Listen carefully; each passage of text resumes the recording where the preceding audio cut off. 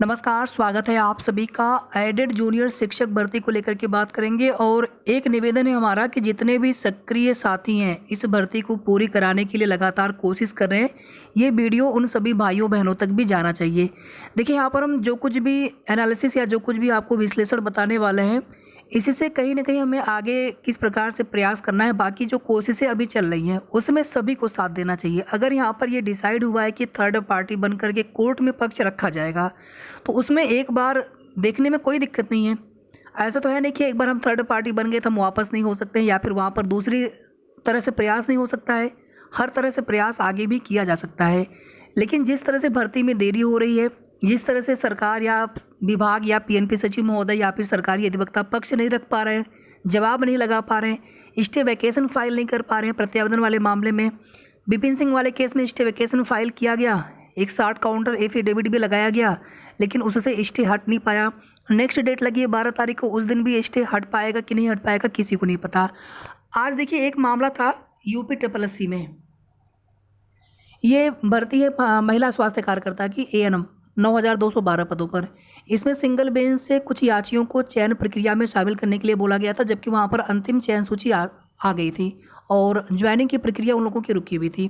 इसके बाद आयोग की तरफ से डिवीजन बेंच में अपील किया गया था और आज 1 घंटे तक लगातार सुनवाई हुई है, 11:30 बजे से लेकर के 12:33-34 तक, और मामला जो है निस्तारित हो गया। मतलब सिंगल बेंच के ऑर्डर पर स्टे मिल गया, राहत मिल गई आयोग को, यूपी ट्रिपल एससी आयोग को।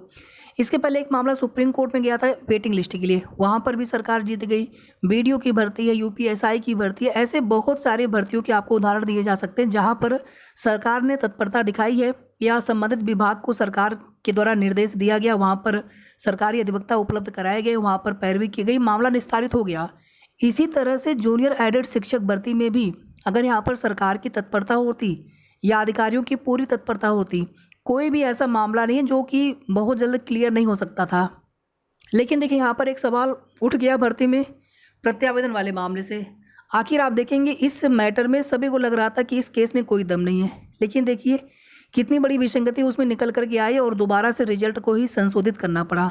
यहाँ पर भी कहीं ना कहीं सभी को मन में संदेह होता है कि अभी भी जो प्रॉपर जवाब नहीं लगाया जा रहा है संशोधित रिजल्ट आने के बाद।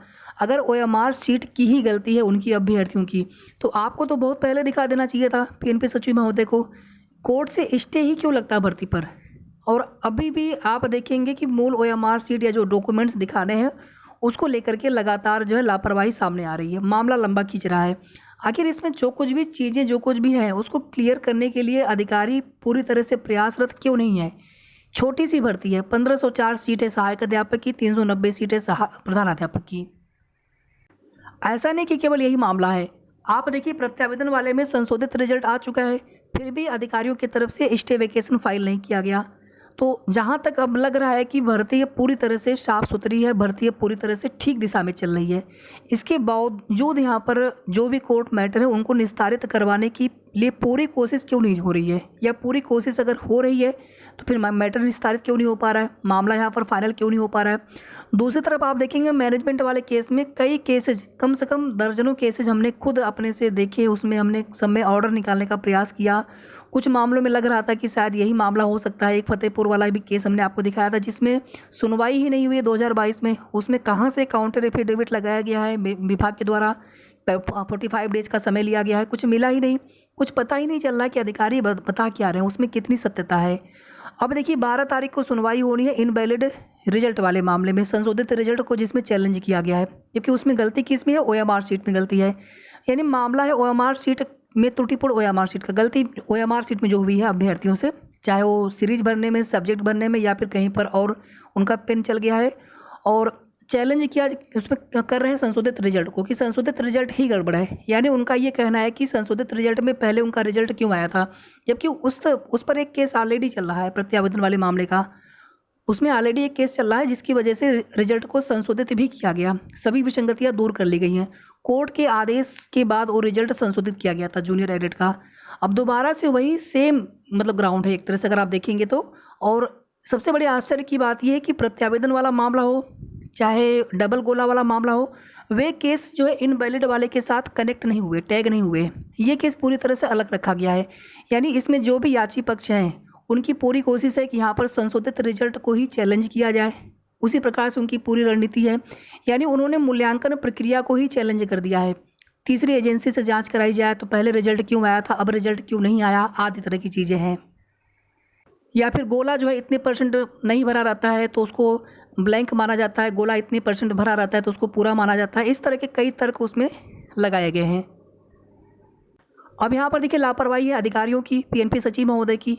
अगर आपने मजबूती से सरकारी अधिवक्ता के माध्यम से प्रॉपर उनकी ब्रीफिंग करते हुए, प्रॉपर पैरवी करते हुए मामले की, अगर यहाँ पर प्रॉपर तरीके से जवाब लगा दिया गया होता तो आज ये मामला कब का डिसमिस या कब का डिस्पोज्ड ऑफ हो गया होता, जो कुछ भी उसमें होना था। ना कि यहाँ पर आपको चीज़ें स्टे के रूप में देखने को मिलती। 69,000 शिक्षक भर्ती में देखेंगे आप 6800 के मामले में अभ्यर्थी थर्ड पार्टी बने हुए थे या फिर उसमें डायरेक्टली इन्वॉल्व थे। उन्होंने पूरी कोशिश की। आप देखेंगे उनका मामला फ़िलहाल में लंबे समय तक चला तो, लेकिन वहाँ पे अब फाइनल उसमें ऑर्डर आने वाला है। तो ऐसे कई मैटर है जहाँ पर थर्ड पार्टी बनने से फ़ायदा हुआ है और ऐसे कई मैटर है जहाँ पर अभ्यर्थियों को थर्ड पार्टी बनने की आवश्यकता नहीं पड़ी।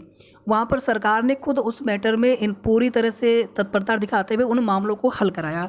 अब यहाँ पर देखिए 12 तारीख को सुनवाई होगी विपिन सिंह वाले केस में, और उसके पहले 11 तारीख को प्रत्यावेदन वाले मामले पर सुनवाई होगी।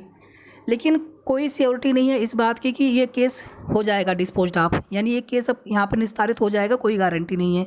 आखिर इस केस से भी तो ज्वाइनिंग लेटर पर स्टे लगा हुआ है, ये केस भी निस्तारित होना आवश्यक है। सीरियल नंबर 46 पर राजीव सिंह की बेंच में ये मामला सुना जाएगा, कोर्ट नंबर 4 में। एडिशनल कॉज लिस्ट में ये मामला लगा हुआ है, मामला ऊपर ही लगा हुआ है, बहुत नीचे नहीं है, मामला ऊपर ही लगा हुआ है और इस मामले पर जल्दी सुनवाई होने की पूरी उम्मीद है। कुमारी अंतिमा शुक्ला और इसी के साथ कनेक्टेड याचिका है पूर्णिमा शर्मा वाली। बाकी जो विपिन सिंह वाला केस है 15/944, अभी इसकी कॉज लिस्ट आई नहीं है, मतलब ये केस स्टेटस है। कॉज लिस्ट आ जाएगी तो पता चल जाएगा किस बेंच में लगा है, और राजीव सिंह की सर की बेंच में ही ये मामला भी लगने की पूरी उम्मीद है। कितने सीरियल नंबर पर लगेगा तो सारी चीज़ें क्लियर हो जाएंगी कॉज लिस्ट आने के बाद।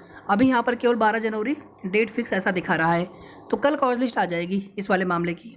आज प्रत्यावेदन वाले मामले की कॉज लिस्ट आई है और कल इस वाले मामले की कॉज लिस्ट आ जाएगी।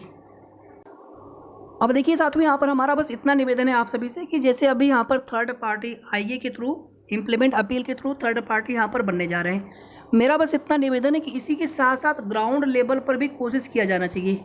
ग्राउंड लेवल पर चाहे अधिकारियों से मिलना हो, चाहे धरना करना हो, प्रोटेस्ट करना हो, कुछ अभ्यर्थियों के साथ में लखनऊ में, ये सभी आवश्यक हैं ताकि सरकार या विभाग या पीएनपी सचिव महोदय ये लोग भी मजबूत पैरवी करें।